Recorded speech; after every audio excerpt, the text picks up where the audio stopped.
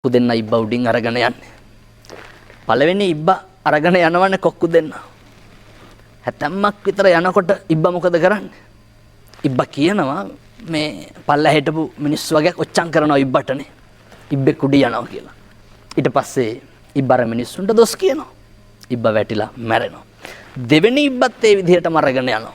මේක බොහොම හරි අටලෝ දහම ගැන උගන්වන හරි අපූර්ව පාඩමක්. දෙවෙනි ඉබ්බා උඩින් අරගෙන යනකොට අයිත් මිනිස්සු කෑ ගහනවානේ. ඉබ්බා තව ටිකක් අර කෝටුව හයියෙන් අල්ල ගන්නවා.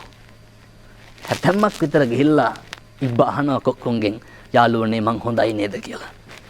ඒ ඉබ්බත් වැටිලා මැරෙනවා. මිනිස්සු පුරුදු වෙන්න ඕන ජීවිතේ මේ නින්දාවෙදිත් ප්‍රශංසාවෙදිත් කටපරිස්සම් කරගන්න. මිනිස්සු නිරන්තරයෙන් හිතන්න ඕන කාරණයක් තමයි මම පිට කරන වචනේ කවුරු හරි හිතක් රිදෙයිද? කවුරු හරි මිනිස්සෙකුට අගතියක් සිද්ධ වෙයිද කියන එක මිනිස්සු නිරන්තරයෙන් කල්පනා කර සංවේදී සිද්ධියක්.